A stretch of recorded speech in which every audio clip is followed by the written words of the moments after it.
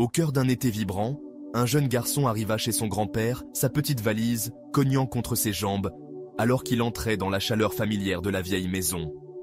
L'air portait l'odeur de l'herbe fraîchement coupée et des fleurs écloses, une promesse de jours paisibles et de leçons silencieuses. Le garçon, plein d'enthousiasme et de curiosité, leva les yeux vers son grand-père, un homme dont les mains usées et les yeux doux semblaient renfermer d'innombrables histoires non racontées. Une question brûlait en lui. De plus en plus pesante au fil des années, comment pourrait-il devenir quelqu'un qui accomplisse de grandes choses, quelqu'un qui laisse une empreinte sur le monde? Le grand-père, percevant le poids des pensées inexprimées du garçon, n'offrit pas de réponse immédiate. Au lieu de cela, il prit la main de l'enfant et l'emmena dans un petit marché à proximité, où les étals débordaient de vifs fruits, légumes et, surtout, de jeunes plants prêts à être plantés. Le grand-père choisit soigneusement 2 petits arbres, leurs feuilles tendres et vertes, pleins de potentiel. Il les paya sans un mot, le visage calme mais déterminé. De retour à la maison, il tendit une pelle au garçon et désigna 2 endroits, l'un à l'intérieur, près d'une fenêtre ensoleillée, et l'autre à l'extérieur, dans la cour ouverte où la terre était brute et exposée. Le garçon observa son grand-père planter le premier arbrisseau dans un pot en terre cuite, le plaçant soigneusement près de la fenêtre où il serait à l'abri des éléments. Le second fut planté dehors, ses racines enfouies profondément dans le sol sous le vaste ciel. Le garçon aida à tasser la terre, ses petites mains imitant les gestes assurés de son grand-père. Aucune explication ne fut donnée, aucun grand discours prononcé. Le grand-père se contenta de sourire et retourna à ses tâches quotidiennes, laissant le garçon s'interroger sur le sens de leur travail silencieux. Le temps passa, comme il le fait toujours, et le garçon grandit. Les étés se succédèrent, chacun rempli de nouvelles aventures, de nouvelles questions et de nouveaux rêves. 5 ans plus tard, le garçon, désormais plus grand et portant le poids de l'adolescence, revint chez son grand-père. La maison était presque la même, bien que les années en aient adouci les contours, tout comme le grand-père lui-même. La question d'autrefois persistait, sans réponse, mais jamais oubliée. Ces années intermédiaires avaient apporté des défis, des luttes dans la cour d'école, des moments de doute et une douleur silencieuse de vouloir être plus que ce qu'il était. Le désir de comprendre ce qu'était le succès brûlait plus fort que jamais. Le grand-père, comme s'il devinait les pensées du garçon, l'emmena à nouveau, cette fois pour voir les 2 arbres qu'ils avaient replantés. Ils s'approchèrent d'abord de l'arbre d'intérieur. Il se tenait près de la même fenêtre, son pot inchangé, mais l'arbre lui-même était décevant. Ses branches étaient fines, ses feuilles rares et pâles, comme s'il avait atteint ses limites dans les confins de son espace chaud et sûr. Il était vivant, oui, mais il semblait rabougri, comme s'il avait renoncé à croître davantage.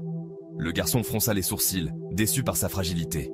Puis ils sortirent, et le souffle du garçon se coupa. Le second arbre, celui planté dans la cour ouverte, s'était transformé. Il les dominait son tronc épais et robuste, ses branches s'étendant largement comme des bras accueillants. Des feuilles vertes et luxuriantes dansèrent dans la brise, projetant une ombre généreuse qui rafraîchissait le sol en dessous.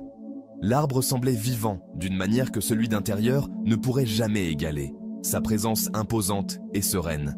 Des oiseaux nichèrent dans ses branches, et la terre autour de ses racines était usée par les pas de ceux qui s'étaient reposés à son ombre. Le garçon resta émerveillé, stupéfait par la différence entre les 2 arbres. Le grand-père parla enfin, sa voix basse mais claire, portant le poids des années vécues et des leçons apprises. Il désigna l'arbre extérieur, ses branches ondulant doucement dans le vent. Cet arbre, expliqua-t-il, avait affronté des tempêtes qui menaçaient de l'arracher, un soleil brûlant qui avait testé son endurance et un froid mordant qui avait défié son existence même. Pourtant, il se dressait fièrement, ses racines profondément ancrées dans la terre, puisant sa force dans les épreuves qu'il avait endurées. Les luttes ne l'avaient pas brisé, elles l'avaient façonné, l'obligeant à devenir plus fort, à s'élever plus haut, à devenir plus qu'il n'aurait pu être. Puis, il désigna l'arbre d'intérieur, à l'abri dans son pot épargné par la pluie, le vent ou le gel. Il avait vécu dans le confort, protégé du danger, mais cette protection l'avait limité. Sans défi à surmonter, il n'avait eu aucune raison d'étendre ses racines ou de renforcer ses branches. Il était en sécurité, oui, mais petit, son potentiel enfermé dans les murs de sa vie protégée. Le garçon écouta, ses yeux passant d'un arbre à l'autre. La leçon ne fut pas exprimée en grands mots, ni en longs discours, mais elle s'installa dans son cœur avec une clarté silencieuse. Le succès, comprit-il, ne se trouvait pas dans l'évitement des épreuves ou la quête du confort. Il naissait dans les moments de lutte, dans le courage d'affronter les tempêtes de la vie et de grandir à travers elles. L'arbre extérieur n'avait pas choisi ces défis, mais il s'était adapté, avait résisté et prospéré grâce à eux. Le garçon se vit dans cet arbre, non pas dans sa force actuelle, mais dans son potentiel à croître, à surmonter les difficultés à venir et à devenir quelque chose de plus grand. Sous les branches étendues, le garçon sentit une étincelle de détermination s'allumer en lui. Le monde était vaste et imprévisible, plein de risques et d'incertitudes, mais aussi d'opportunités de croissance. Il comprit que rester en sécurité, comme l'arbre d'intérieur, pourrait le protéger du mal, mais l'empêcherait aussi d'atteindre son plein potentiel. Pour devenir la personne dont il rêvait, il devrait s'aventurer dans l'inconnu, affronter les échecs et en tirer des leçons, laisser les défis de la vie le façonner en quelqu'un de plus fort. Le grand-père posa une main sur l'épaule du garçon et ils restèrent ensemble sous l'ombre du grand arbre. Le garçon ressentit le poids de la leçon, non comme un fardeau, mais comme un cadeau. Une carte pour naviguer les années à venir. Il la porterait avec lui. Cette image de deux arbres, l'un petit et sûr, l'autre grand et résilient.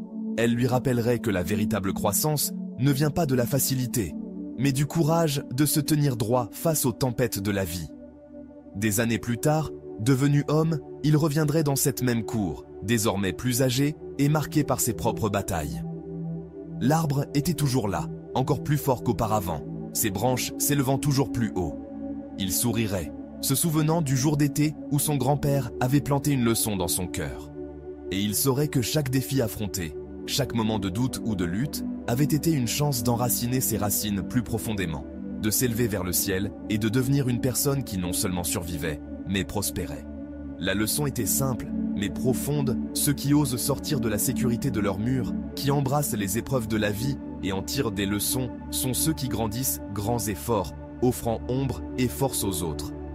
Le garçon, maintenant homme, avait choisi d'être comme l'arbre d'extérieur, et ce faisant, il avait trouvé son propre chemin vers le succès.